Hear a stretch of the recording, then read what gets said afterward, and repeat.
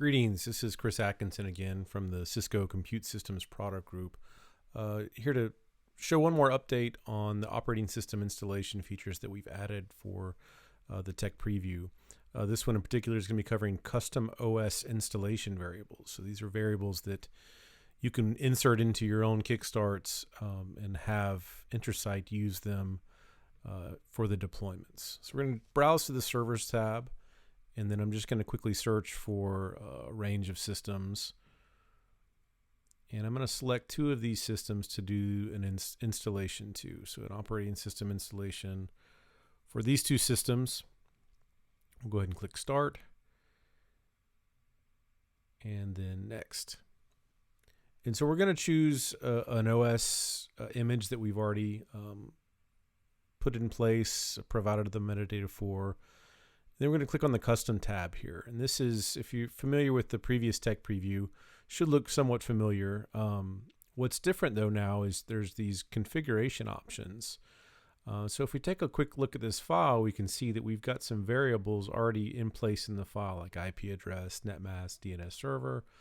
All of those are also present in this set configuration, and it's per server. So we can see both servers have the options for this. So we're actually going to close that out and open this file locally, and we're going to add just a couple more variables to our kickstart file. So this is really can be whatever you want it to be, just basically standard strings. You can also do secure strings. If you look at the root password up above, you can see the .secure. It showcases that it's it'll be hidden from plain view when typing it in.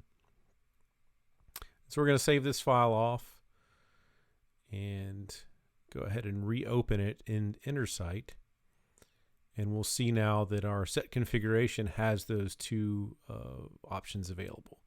So this can be used for ESX installs, VMware ESXi, as well as Windows installations. So you can upload an unattend file to do this variable replacement as well.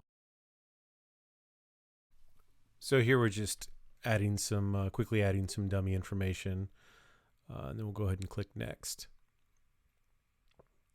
We'll choose the SCU that we want to utilize for bootstrapping, and now we can see a breakdown of both systems. So obviously this could be done via API as well.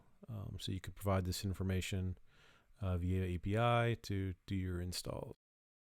Thanks for watching. This concludes this demonstration. Please visit us at intersight.com/help for more details on installing operating systems with Intersight. Thanks.